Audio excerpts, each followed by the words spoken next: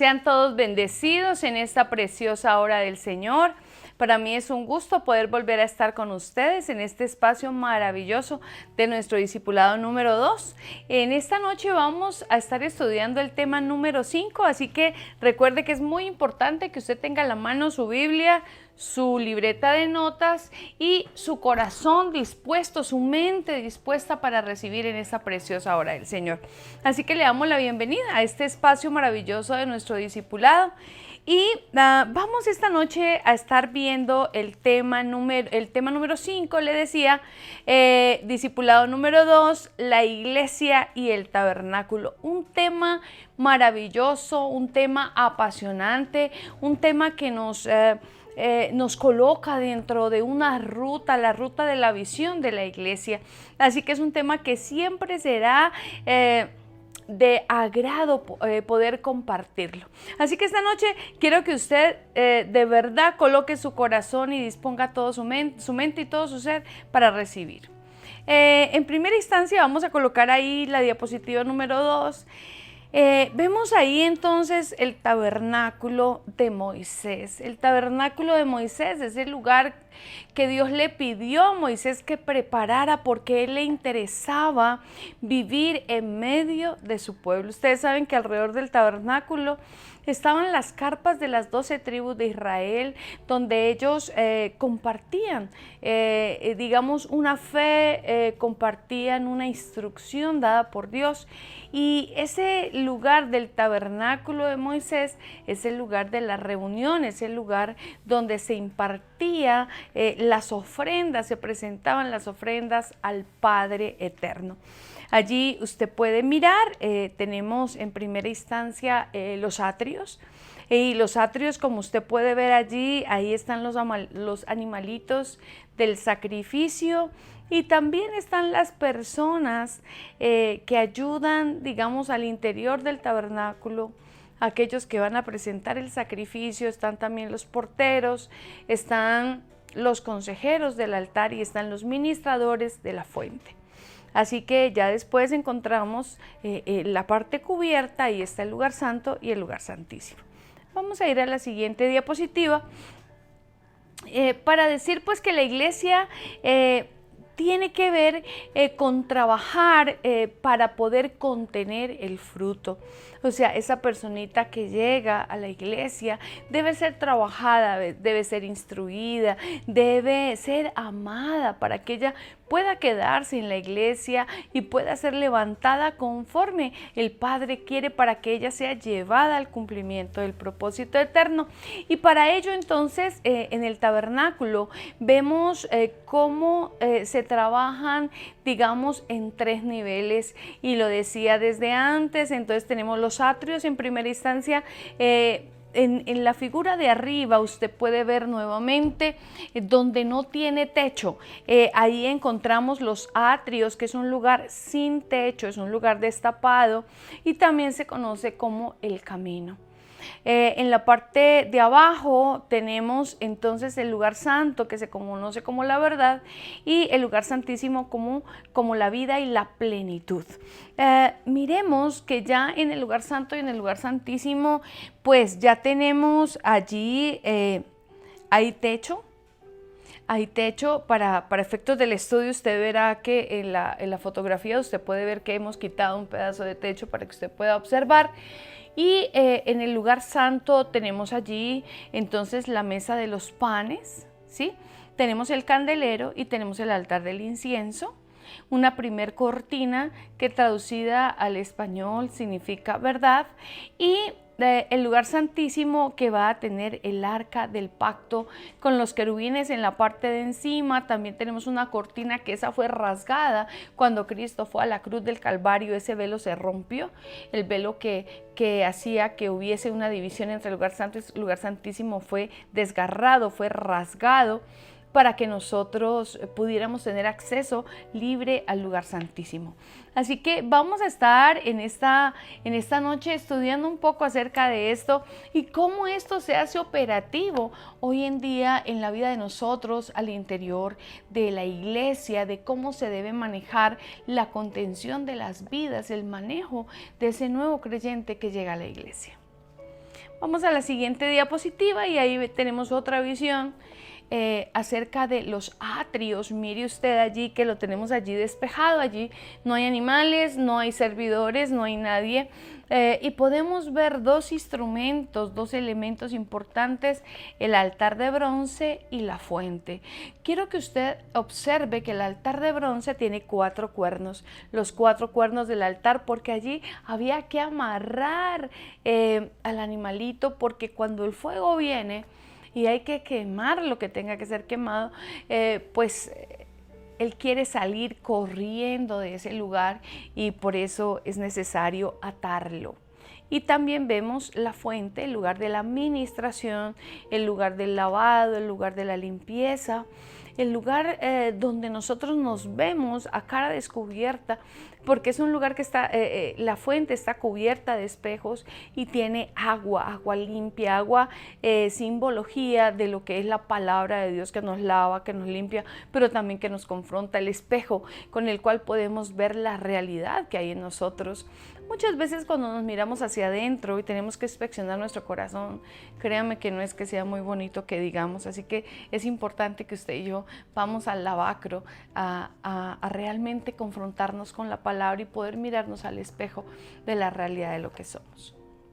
Bien, vamos a ir a la siguiente diapositiva. Recuerde usted que Jesús dijo que Él nos había tabernaculizado. Quiere decir que todo este tabernáculo del cual estamos hablando, Él lo cogió y lo metió en nuestro corazón. Hoy en día nosotros tenemos que reflejar ese tabernáculo, pero ya no como elementos, sino que sea demostrado a través de tu vida y de la mía. Bien, vamos a hablar entonces de esa primera parte, cuando tú entras al tabernáculo, que son los atrios. Yo también le he dicho que si tenemos que asimilar dentro del cuerpo, dentro del hombre, hemos dicho que el hombre es tripartito. El hombre es un espíritu que tiene un alma y habita en un cuerpo. Si tuviéramos que asimilar al hombre con el tabernáculo, entonces diríamos que en los atrios está el cuerpo del hombre. Y es allí donde vamos a tratar esas cosas, esas carnalidades del hombre dentro del atrio. El atrio no tiene techo. El atrio es un lugar que huele feo, porque allí los animalitos se hacen popó, se hacen chichi, se vomitan, porque ahí está lo más feo que hay en nosotros. Está el pecado, está la inmundicia, y es allí en los atrios donde debe ser tratado, y es allí en los atrios donde debemos morir a todo ese tipo de situaciones que necesitan ser tratadas. Así que cuando usted entra al tabernáculo, como lo veíamos hace un momento, con lo primero que usted se va a encontrar, obviamente después de pasar la puerta, vamos a encontrar el altar de bronce. Y el altar de bronce, luego vamos a encontrar la fuente. Todo esto está dentro de los atrios. Entre ellos existen 3 funciones clave dentro de la estructura de la iglesia que conforma el equipo de contención, que son figura de los 3 elementos del tabernáculo. Así que lo primero que vamos a decir es que lo primero que nos vamos a encontrar al entrar nosotros es los porteros. Alguien tuvo que haberte compartido de Cristo, alguien tuvo que haberte compartido de la iglesia, y esa persona se constituye un portero. Es aquel que te ayuda a entrar al tabernáculo, al lugar de la reunión. Los porteros, que son también las puertas y el perímetro del tabernáculo. Esa sería, pues, en primera instancia lo que nosotros vamos a encontrar, los porteros. En segunda instancia tenemos los consejeros, que van a estar en el altar de bronce. Le repito, el altar de bronce con los 4 cuernos, lugar de muerte, lugar de sacrificio, lugar de renuncia. Es allí donde venimos a decirle: Padre, perdónanos, mira, hemos pecado, Señor, yo fornico, Señor, yo miento, Señor, yo robo, Señor, yo necesito morir a esto, ayúdame, Padre. Y ese es un lugar obligado donde seguramente vamos a tener que ir todos los días, porque todos los días pecamos, dice la palabra del Señor. Y tenemos el tercer lugar, que son los ministradores, que están en el lavacro. Entonces, tenemos porteros, ¿sí? Porteros, que son las puertas de entrada al tabernáculo. Tenemos los consejeros del altar de bronce y tenemos los ministradores de la fuente o del lavacro.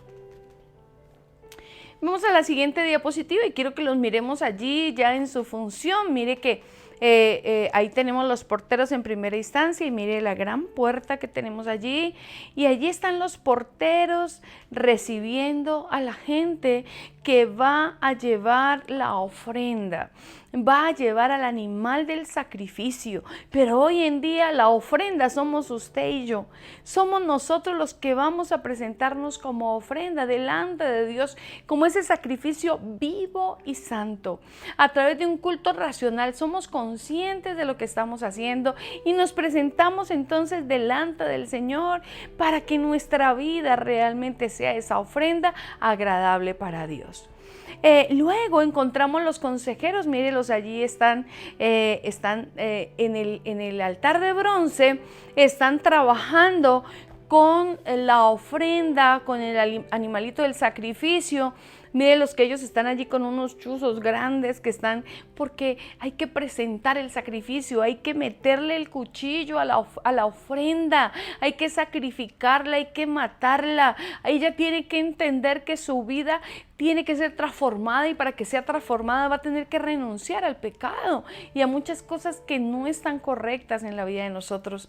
Y eso lo harán a través del consejo. Eso lo harán a través del acompañamiento, del seguimiento. Y más adelante entonces tenemos a los ministradores, que son las personitas que van a estar ahí en el lavacro. ¿Pero qué es el lavacro? Ahí vamos a tener la palabra que nos confronta, el espejo, vuelvo y le repito, en el cual nos podemos mirar y ver que realmente hay cosas que necesitan ser cambiadas en nosotros, que no son agradables. Cuando usted se para en el espejo y está recién levantado, usted va a verse la lagaña, usted va a verse la cara sucia, brillosa, quizás el pelo despeinado. El espejo te va a mostrar la realidad. ¿Cómo está tu alma? ¿Hay lagañas en ella? ¿Cómo está tu alma? ¿Está despeinada quizás? ¿Está arrugada? Porque Jesús dice que Él viene por una iglesia sin arruga y sin mancha. Así que el lavacro es el lugar del lavamiento, es el lugar donde esas raíces de iniquidad tienen que ser arrancadas, es donde tú realmente te confrontas a tu realidad, es realmente donde tú entiendes cuántas cosas han pasado en tu vida y en tu familia. Así que esos ministradores van a prepararte para entrar al lugar santo, y para eso tenemos que ser lavados, limpiados, descontaminados, porque para entrar al lugar santo vamos a tener que entrar con un traje nuevo, un traje sacerdotal, un traje que compone 4 colores que usted ya los conoce: blanco, púrpura, azul y rojo. Es necesario que nosotros comprendamos el significado de esos colores, que ya los vamos a estar mirando. Vamos a ir a la siguiente diapositiva.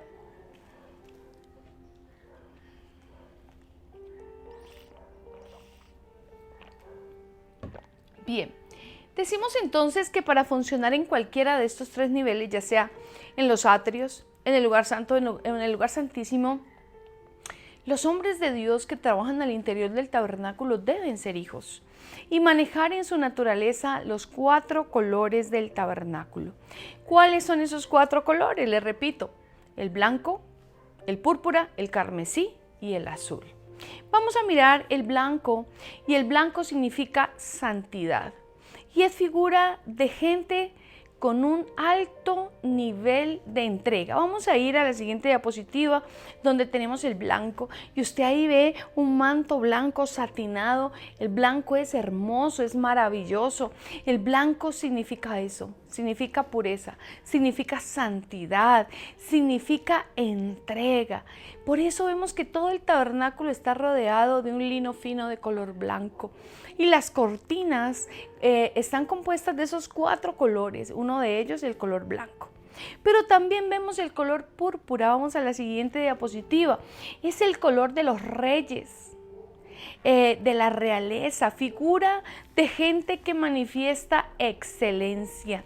Mire ese púrpura allí, también significa majestad y significa ofrenda.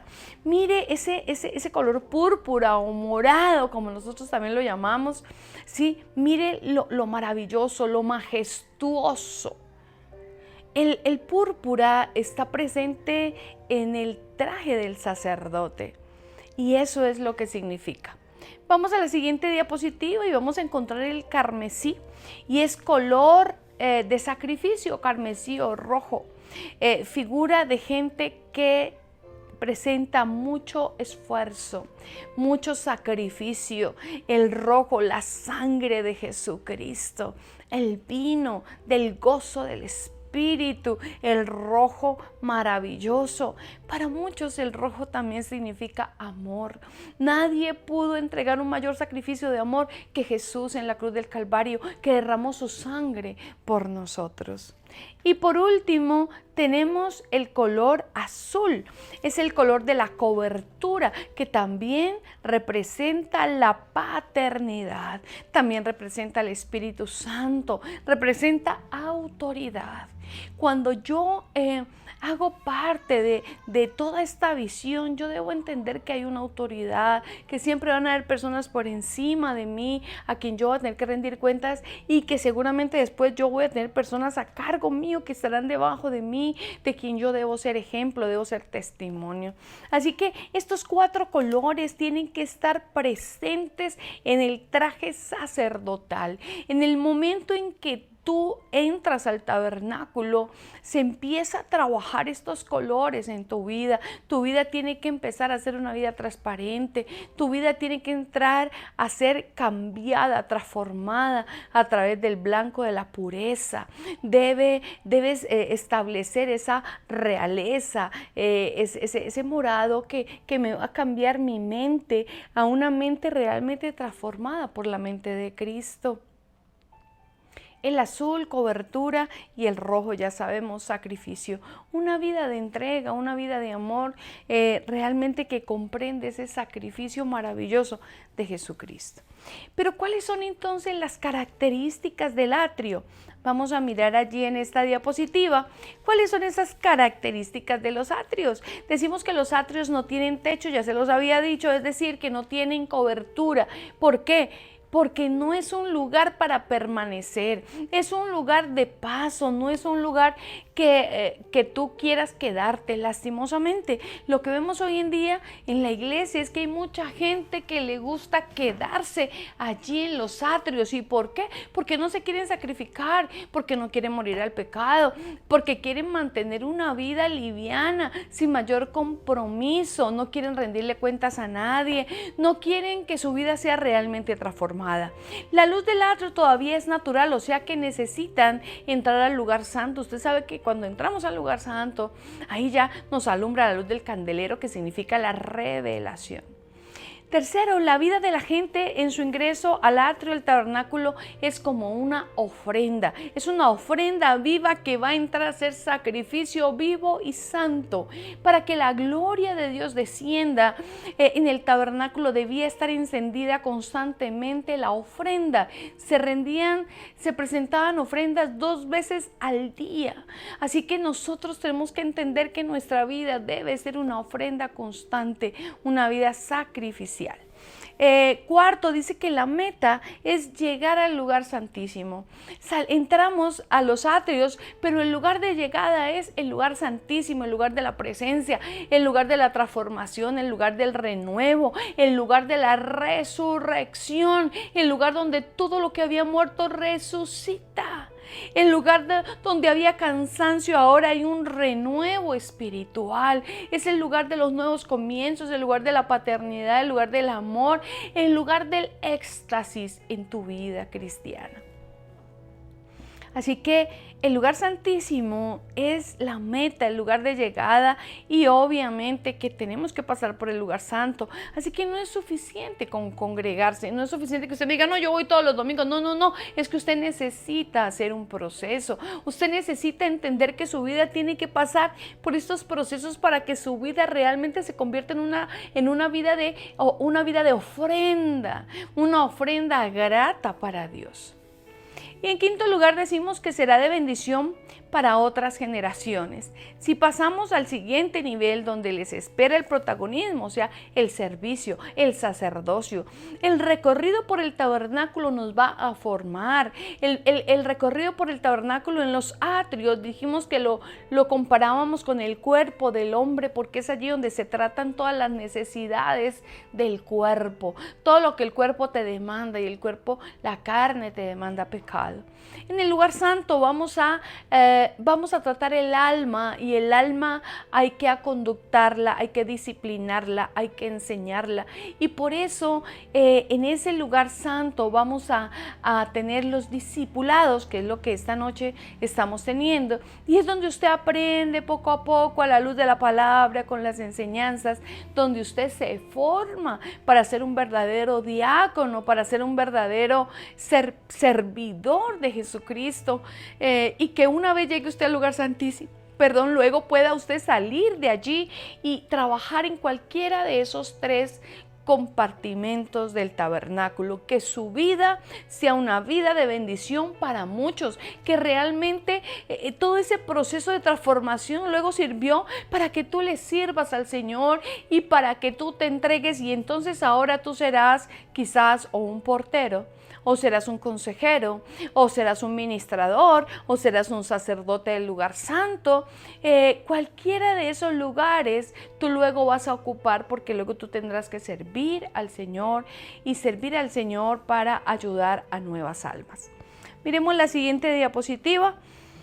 Ahí estamos viendo, entonces vemos allí todo el mundo trabajando, vemos los animalitos, vemos a los ministradores, vemos a los consejeros, todo el mundo trabajando al interior del tabernáculo para que el altar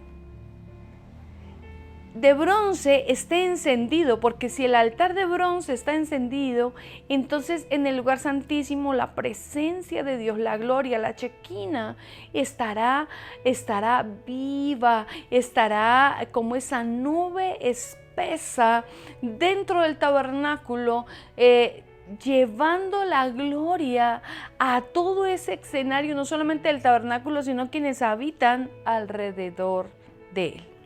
Mire qué lindo el trabajo. Cuando usted lo mira, hoy mire que la iglesia, entonces hay gente que le da a usted consejo, hay gente con la cual usted puede hablar, están los ministerios trabajando al interior del tabernáculo, y todo en función del amor de Jesucristo.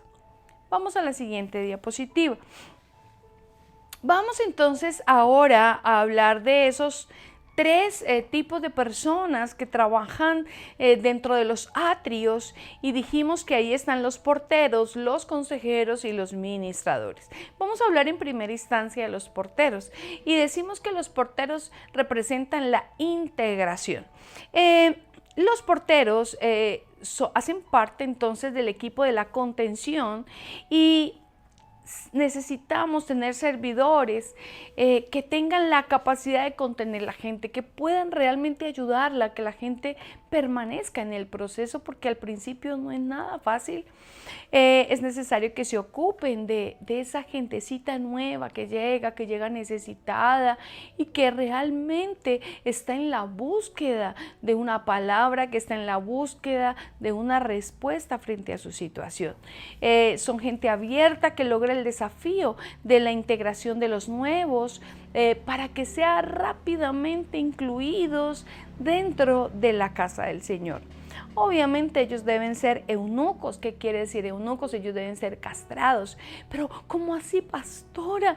Para servirle al Señor nos tienen que castrar. Sí, hay que ser castrados, pero castrados en sus necesidades del corazón. Pues no pueden... Dice que no las demuestran aunque las tengan, y no las evidencian. Quiere decir que yo, para servirle a Dios, yo tengo que tener un corazón sano. Yo no puedo tener problemas de sexualidad y yo puedo estar sirviendo porque digamos que usted sea un caballero y va a atender a una chica joven, bonita, que llega con una situación necesitada. Pues pueden confundirse las cosas, y si usted no tiene, digamos, sanidad integral, pues usted puede no solamente caer, sino hacer caer a ese nuevo creyente.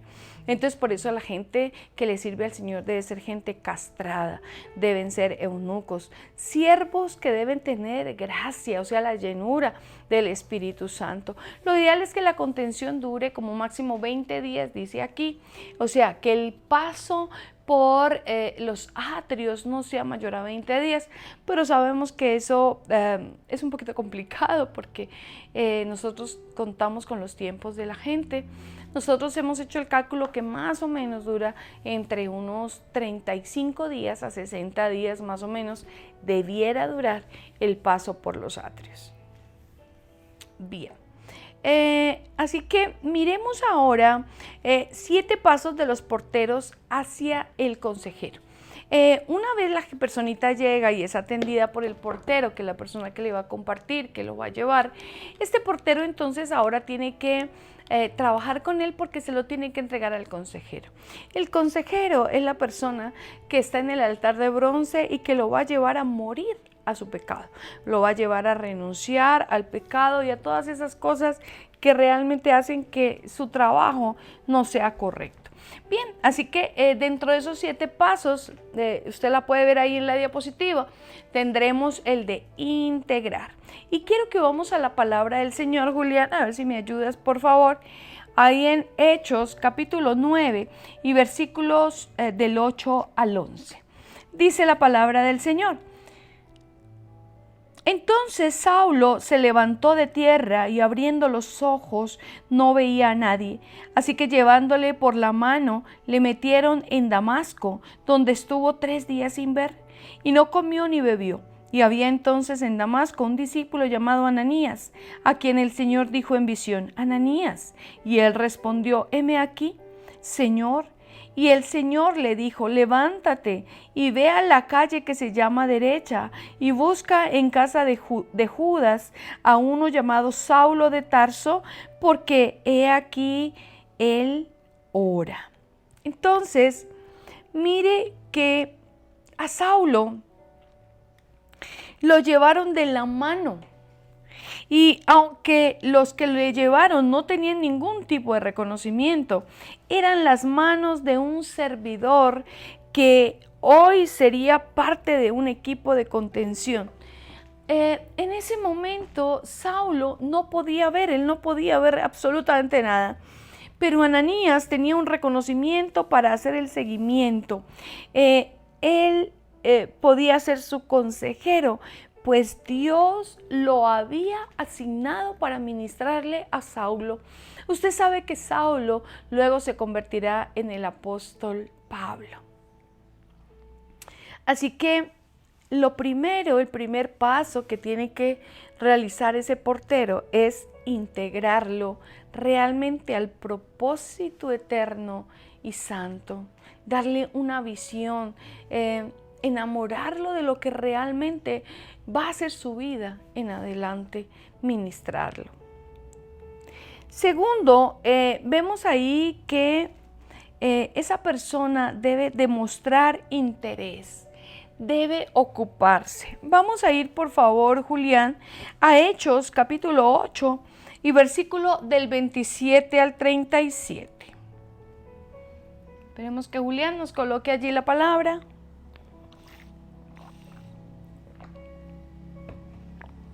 Y dice lo siguiente: entonces él se levantó y fue. Y sucedió que un etíope, eunuco, funcionario de Candace, reina de los etíopes, el cual estaba sobre todos sus tesoros, y había venido a Jerusalén para adorar, volvía sentado en su carro y leyendo al profeta Isaías. Y el Espíritu dijo a Felipe: acércate y júntate a ese carro. Acudiendo Felipe, le oyó que leía al profeta Isaías y dijo: pero ¿entiendes lo que lees? Él dijo: ¿y cómo podré si alguno no me enseñare? Y rogó a Felipe que subiese y se sentara con él. El pasaje de la escritura que leía era este: como oveja a la muerte fue llevado, y como cordero mudo delante del que lo trasquila, así no abrió su boca. En su humillación no se le hizo justicia, mas su generación, ¿quién la contará? Porque fue quitada de la tierra su vida.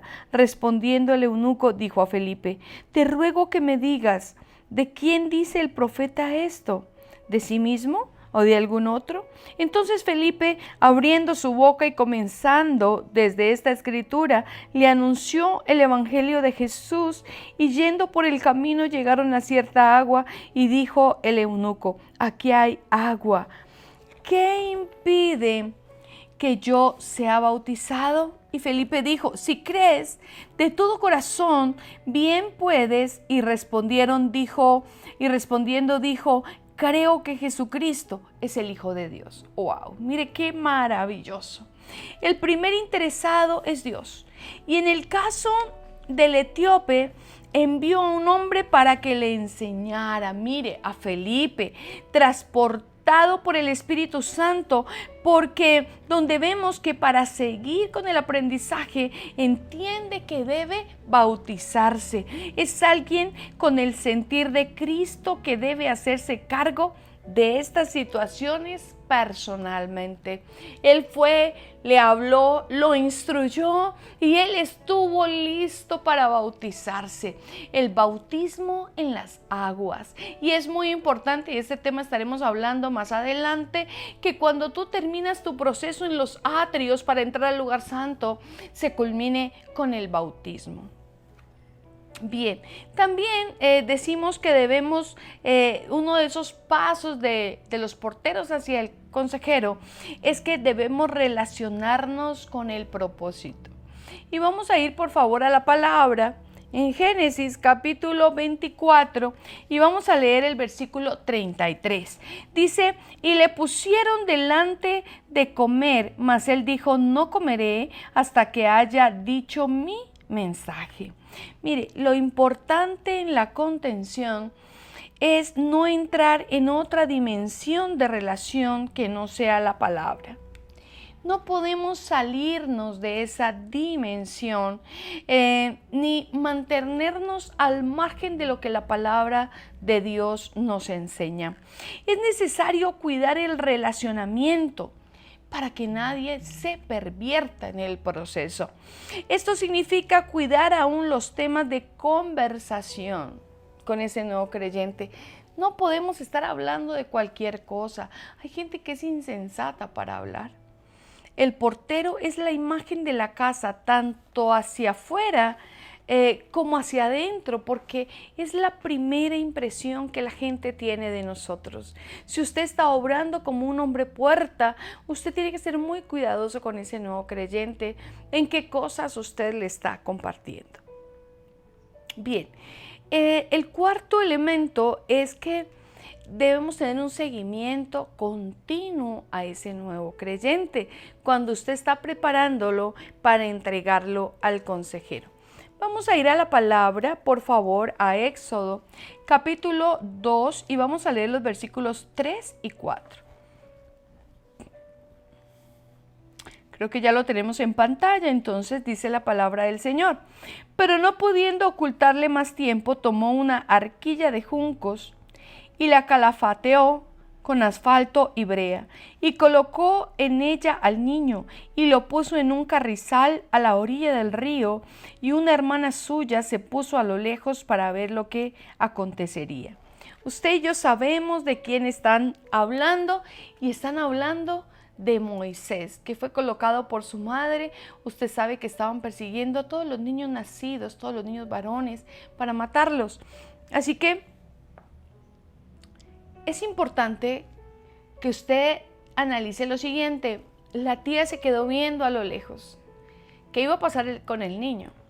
Usted sabe que lo colocaron cerca al palacio del faraón, porque sabían que allí la hija del faraón salía todos los días a recibir el sol y que lo iban a ver. Así que la comunicación debe ser permanente, debe ser continua, hasta que el nuevo creyente esté en manos del consejero. Mire que la tía, si bien lo colocó en el río, ella lo siguió hasta que él fue recepcionado por las discípulas las siervas de la hija del faraón. Así que necesitamos poner a disposición toda la tecnología posible para contactar a la gente. Un mensajito por el WhatsApp, por Facebook, bueno, no sé, pero estar pendientes, estar atentos, preguntando, indagando cómo están, qué ha pasado, cómo han estado, qué necesitan. No podemos perderlos de vista. Mostrar también la necesidad de guía y consejo. Esa sería el quinto paso. Y dice que el consejero y el consejero trabaja con el consejo que viene del cielo. Génesis 41:33 dice: por tanto, provéase ahora Faraón de un varón prudente y sabio, y póngalo sobre la tierra de Egipto. El portero que recibe le suelta el consejo de Dios. Lo ubica en las manos del consejero, que será quien le dará cierta estabilidad, y esto es necesario para poder llevarlo al siguiente nivel. La palabra, el consejo. El sexto paso es que tiene que alinearse para confiar en el consejero. El portero, si bien es la primera persona que él va a conocer y le va a compartir, este portero lo va a preparar y le va a decir: mire, pero tranquilo, que ahora va a pasar a un consejero que va a trabajar con usted y lo hará con el mismo amor con el cual yo he trabajado contigo. Y así que el portero debe ser fiel en este proceso, debe ser leal y debe ser confiable, ¿sí? Con la persona que Dios le ha entregado. Vamos a Juan capítulo 2 y versículo 5. Dice la palabra: su madre dijo a los que le servían: haced todo lo que os dijere. María le dice que deben hacer todo lo que Él les diga. La gente debe aprender a confiar en la persona que les hará el seguimiento. Por eso las personas que hacen estos procesos, los porteros, los consejeros, los administradores, son gente madura, gente confiable, gente leal, gente con compromiso, gente seria, gente que ama la obra y que ama las almas para poder ayudarlos. Y por último, pues va a entregarlos al consejero. Quiero que vamos a la palabra, a Lucas capítulo 9 y versículo 62. Dice: y Jesús le dijo: ninguno que poniendo su mano en el arado mira hacia atrás es apto para el reino de Dios. Mire que la meta es que la persona asuma el nivel de compromiso básico, que no mire atrás en ningún sentido, por lo que debemos tener una palabra de certeza con la gente. La gente no puede volver atrás. La gente necesita entender que el único camino es hacia adelante. La ruta no tiene hacia atrás, la ruta viene hacia adelante. Entonces, estos son los 7 pasos que tienen los porteros para trasladar a ese nuevo creyente hacia el consejero. Vamos a la siguiente diapositiva y vamos entonces ahora a mirar el papel de los consejeros. Y los consejeros también se les conoce como aquellos que hacen el seguimiento. Estos son los servidores que se harán cargo de las personas nuevas, serán los guías para la vida nueva de esta personita. Son los que pasarán más tiempo con los nuevos hasta llegar al discipulado, que es para entrar al lugar santo. Sin embargo, vemos que el papel del consejero también, digamos, en la fuente puede ser manejado por el mismo consejero o por un ministrador, que es la persona que va a estar soltando la palabra de alimento para ese nuevo creyente. Bien, vamos a ir al la siguiente diapositiva y vamos a ver entonces esos pasos que tiene ahora entonces el consejero hacia la administración. Lo primero que vemos es que ellos deben velar por ellos en oración. Así que uno de los motivos más importantes de esta estructura de intercesión es lo que materializa la verdadera mentalidad de cobertura. Cuando una persona llega, nosotros empezamos a encapsularlo y para ello el grupo de intersección hace una labor fundamental de estar intercediendo, encapsulando al nuevo creyente, mientras esta personita pues puede crecer y madurar. Quiero que vamos a la palabra del Señor a mirar Colosenses capítulo 4 y versículo 12. Os saluda Epafras, el cual es uno de vosotros, siervo de Cristo, siempre rogando encarecidamente por vosotros en sus oraciones, para que estéis firmes y perfectos y completos en todo lo que Dios quiere. Mire la constante oración.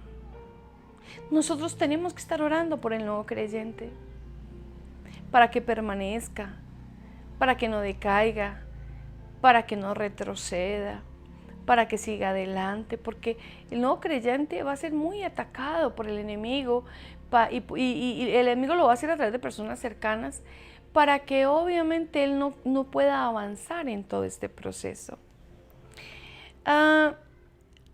Consejos básicos que va a recibir entonces este nuevo creyente y que son importantes dentro de todo este esquema y estructura que tenemos. Vamos a ir a Deuteronomio 32, 28.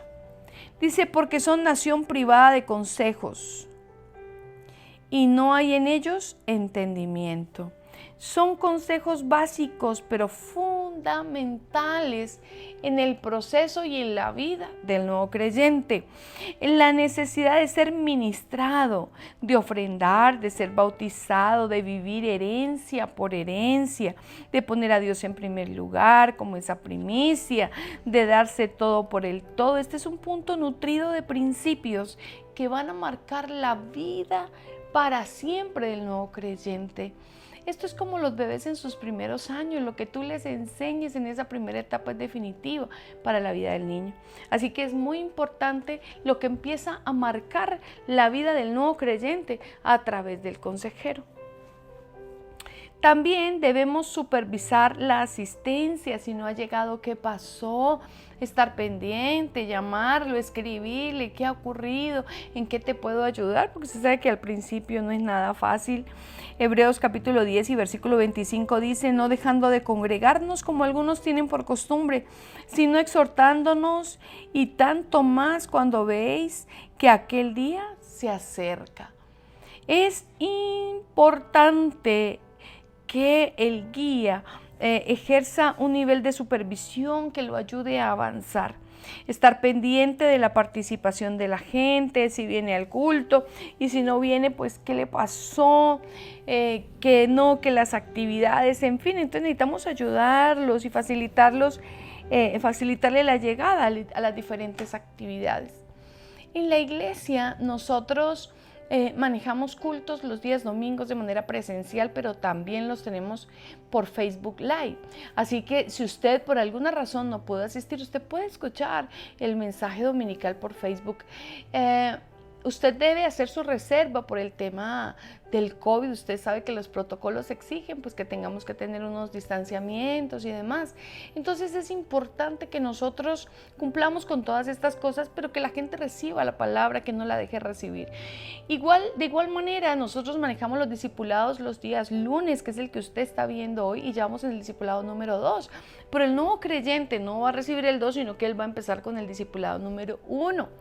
El discipulado número 1 tiene 15 temas y ya están todos subidos en YouTube y en Facebook. Ahí usted los puede encontrar, así que la persona tiene que seguir. Y esa, por ejemplo, es una labor del consejero, que esté atento a que la persona esté haciendo sus discipulados constantemente.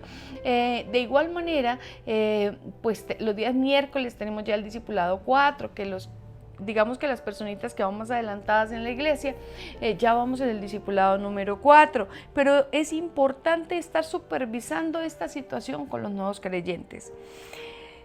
Bien, la cuarta cosa es enseñarle a ganar a otros. El guía es promotor de la multiplicación para ganar a otros en la vida práctica. Pedir oración por su familia y establecer una cita para que ellos realmente puedan estar compartiendo la palabra del Señor, ayudarle a llegar al entorno de su vida nueva, ¿no? De todo lo que viene para un nuevo creyente. Dice la palabra en Marcos capítulo 5 y versículo 18 lo siguiente: al entrar él en la barca, el que había estado endemoniado le rogaba que le dejase estar con él. Y vemos allí cómo Jesús libera al gadareno y éste le pide quedarse con él. Dice: yo quiero quedarme contigo, pero Jesús lo envía a su casa para que cuente lo que vivió. Era importante que él pudiera ir y compartir la vivencia, porque el compartir su vivencia iba a atraer a los demás también a una nueva vida con Cristo. Bien, vamos a ir al siguiente punto y es ayudarle a formarse en la oración. La Iglesia Casa del Padre tiene una estructura de oración que lidera el Ministerio de Intercesión y específicamente la hermana Cecilia Garcés. La hermana Cecilia Garcés es la encargada de elaborar los turnos mensualmente. Por eso usted, una persona del grupo de intercesión, normalmente le va a escribir, lo va a llamar y decir: vea, tenemos una cita, tenemos que orar tal día, dígame por favor a qué hora usted tiene disponibilidad. Y yo he venido insistiendo en la importancia de esto, de que usted, porque muchas veces la gente, quizás porque no sabe cómo orar, dice: no, yo no tengo tiempo, es que no, yo por ahora no. Pero mire, si usted hace parte de la iglesia, usted tiene que aprender a orar. Usted no es una persona ajena, es su casa. Y nosotros en la estructura de oración lo que hacemos es orar por las peticiones de la gente. Así que usted tiene que hacerse parte de esa estructura de oración. Puede que usted no sepa, pero usted con la intercesora, usted va a aprender, y en la medida que usted vaya ejercitándose, esto se aprende haciendo, ejercitando. O sea, nadie llegó aquí sabido, todos empezamos así balbuceando y poco a poco, en la medida de la práctica, vamos aprendiendo. Así que el guía ora junto a él por su familia, por su entorno. Y tenemos que ser ejemplo, tener disciplina y formar el hábito no solo con teoría, sino también con la práctica. Vamos a ir por favor a Mateo capítulo 26 y versículo 40 al 41. Dice la palabra: y vino luego a sus discípulos y los halló durmiendo. Y dijo a Pedro: ¿así que no habéis podido velar conmigo una hora? Velad y orad, para que no entréis en tentación. El espíritu a la verdad está dispuesto, pero la carne es débil. Enseñarle a orar e incluirlo en uno de los 7 días de la oración de la casa, lo empieza a hacer sentir como parte del cuerpo de Cristo. Bien, y también necesitamos estimularle los sentidos espirituales con la lectura de la palabra del Señor. Se trata de hablar siempre de la palabra y que la gente entienda lo que está leyendo. Apocalipsis capítulo 1 y versículo 3. Dice lo siguiente: bienaventurado el que lee y los que oyen las palabras de esta profecía y guardan las cosas en ella escritas, porque el tiempo está cerca. Salmo 1 del 1 al 3. Bienaventurado el varón que no anduvo en consejo de malos, ni estuvo en camino de pecadores, ni en silla de escarnecedores se ha sentado, sino que en la ley de Jehová está su delicia, y en su ley medita de día y de noche. Será como árbol plantado junto a corrientes de agua, que da su fruto en su tiempo y su hoja no cae, y todo lo que hace prosperará. Mire qué lindo. Y todo lo que hace prosperará. Y por último, tiene que llevarlo a la administración. El consejero le pondrá en manos de los siervos que ejercitan la administración. Le hará entender la urgencia y la necesidad de recibirla. Dependiendo de la estatura y del grado de compromiso, se lo llevará a entender las metas que tiene al interior de la casa. Bien, vamos a la siguiente diapositiva y vamos a hablar en tercera instancia del ministrador. Es el direccionamiento. En este nivel está la gente preparada con otro nivel de entendimiento.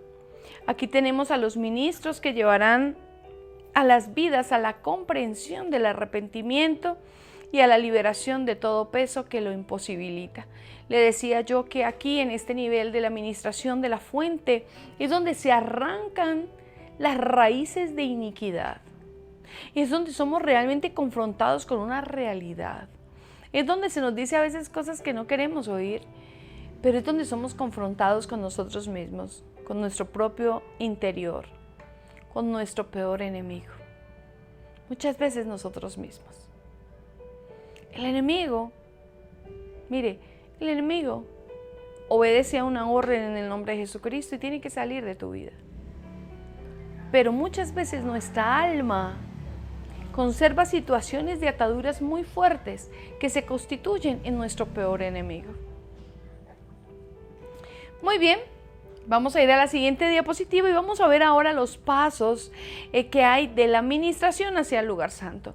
Aquí ya vamos a cerrar nuestro paso por los atrios porque es necesario que vamos ahora al lugar santo, al lugar de la disciplina, al lugar de la formación, porque ya termina nuestro proceso de sanidad, de liberación, y ahora vamos a prepararnos entonces para ir al lugar del discipulado, el lugar de la formación. Así que lo primero que vamos a ver dentro de esos 7 pasos es el direccionamiento.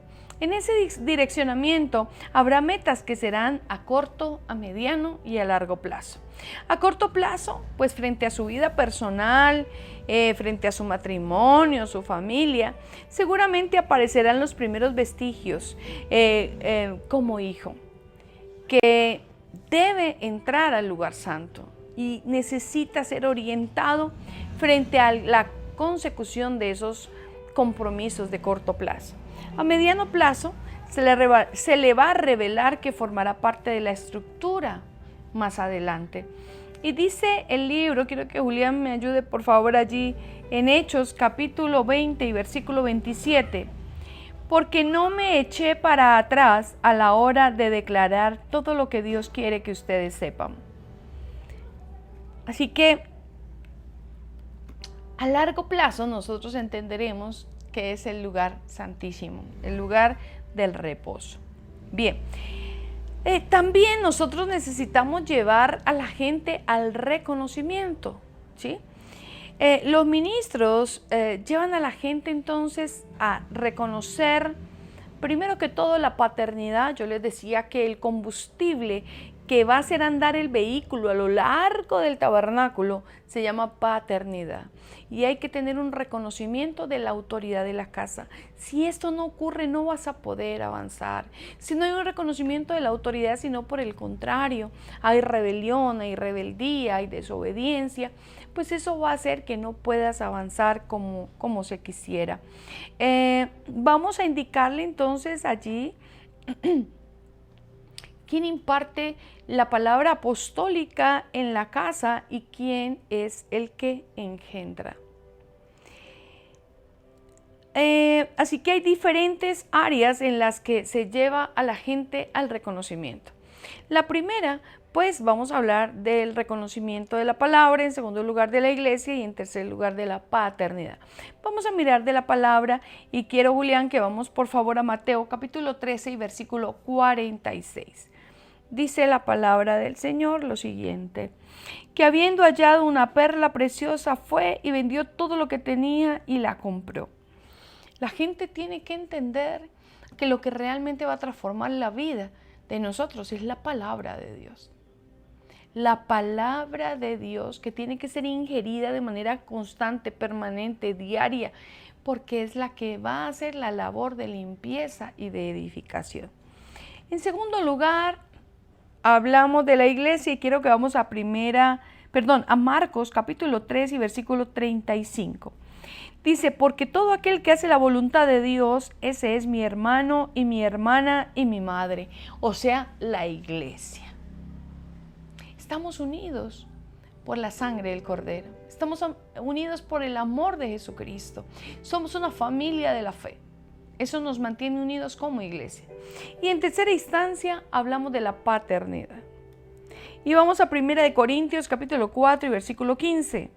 Dice, porque aunque tengáis 10,000 años en Cristo, no tendréis muchos padres. Y mire que ese padre está con P minúscula. Pues en Cristo Jesús yo os engendré por medio del Evangelio. Está hablando el apóstol Pablo y está hablando de un engendramiento y dice que los engendró a través de la palabra de Dios. Así que estos reconocimientos hay que llevar a la gente a que los haga a través, y esto va a ser a través de ese ministrador, de ese que lo va a orientar frente al manejo de la palabra, de la iglesia y de la paternidad de la casa. Bien, en tercera medida hablamos de que también hay que llevarlo al arrepentimiento. Una cosa es el reconocimiento, otra cosa es el arrepentimiento. La administración no puede provocar ni forzar el arrepentimiento de forma natural. Esta es una actitud del Espíritu.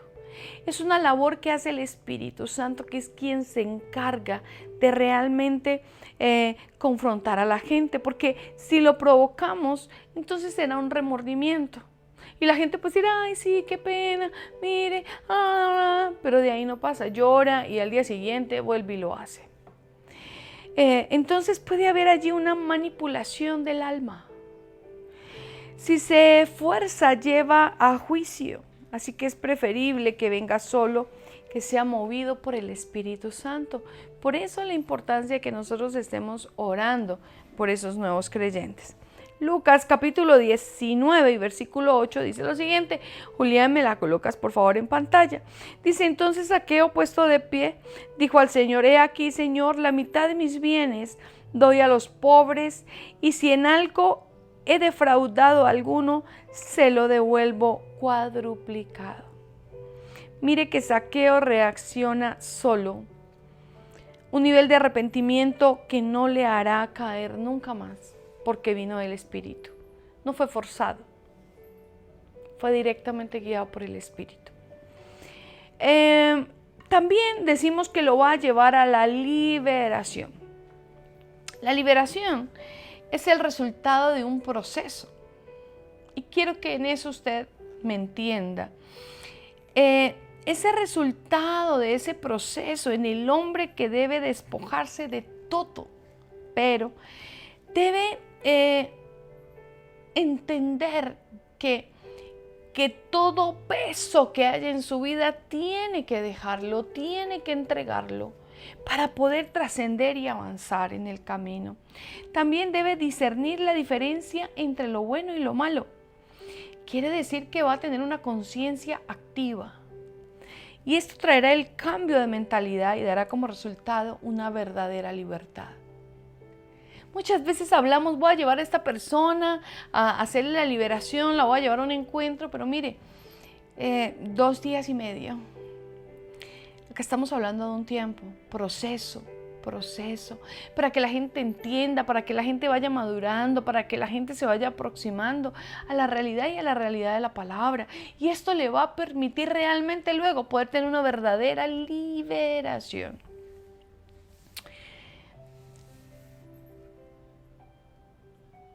Dice Lucas capítulo 19 versículo 8. Entonces Zaqueo, puesto en pie, dijo al Señor, he aquí, Señor, la mitad de mis bienes doy a los pobres, y sin algo he defraudado alguno, se lo devuelvo cuadruplicado. Ya lo habíamos leído. Pero vemos cómo Zaqueo está obrando ahí en una verdadera libertad de su espíritu, de su alma y de su cuerpo. Se despoja, dice, mire, ya no me importa, yo devuelvo todo lo que no era mío, yo lo devuelvo, porque ahora entendí cuál es el verdadero tesoro para mi vida. Bien, también tenemos que llevarlos a la entrega. Dice, aquí es donde entrega su vida, ya que entra en el nivel de claridad en cuanto a la palabra. Miremos por favor Mateo 10:38. Dice la palabra, y el que no toma su cruz y sigue en pos de mí, no es digno de mí. Si tú te consideras un verdadero cristiano, vas a tener que tomar la cruz. No hay cristiano sin cruz. Pero no te preocupes, Cristo ya cargó la cruz más pesada. Toma tu cruz y sigue a Jesús, porque Él te llevará a la verdadera libertad. Tenemos que llevarlos al compromiso con la casa en cuanto a la multiplicación, a la oración y al discipulado. La gente tiene que entender que si usted llegó a la casa, se tiene que entrar en un compromiso de oración, usted tiene que ser parte de la estructura, usted tiene que ser parte de la multiplicación, usted tiene que invitar gente a la iglesia. Gente que usted considera que lo necesita, usted tiene que llevarla, porque usted se va a comprometer, usted ahora se va a identificar con su casa. Y obviamente con el discipulado, que es la parte que lo va a formar. Lucas capítulo 6 y versículo 29, Julián, ¿qué dice? El que te hiera en una mejilla, preséntale también la otra. Y al que te quite la capa, ni aun la túnica le niegues. Vemos un compromiso serio de madurez a través de Jesús. Si te dan una mejilla, coloca la otra. Eso no es fácil cuando usted no conoce a Cristo. Imposible, diría yo. Con Cristo es posible. Y por último, tenemos que llevarlos dentro del lugar santo. Ya llegó el momento, ya usted debe entrar al lugar santo. Es donde debe valorar la siguiente etapa, los discipulados. Así que Hebreos capítulo 6 y versículo 19 dice, por tanto, dejando ya los rudimentos de la doctrina de Cristo, vamos adelante a la perfección, no echando otra vez el fundamento del arrepentimiento de obras muertas, de la fe en Dios. El tiempo de madurar, de crecer, de prepararnos, de entrar a la universidad. Bien, así que cada personita de estas que está a nivel de los atrios tiene una función. Los porteros, los consejeros y los ministradores. Todos preparando a la gente para llevarla al lugar santo. Amada Iglesia de Jesucristo, ha sido una bendición y un placer haber podido compartir con ustedes en esta noche. Quiero invitarlos a que usted no se pierda los días lunes, este tiempo maravilloso de discipulado. Recuerde que ya vamos en el discipulado número 2 y hoy estamos cerrando el tema número 5. Los esperamos el próximo lunes para un nuevo tiempo con el tema número 6 de nuestro discipulado. Que el Señor les bendiga. Una feliz noche para todos.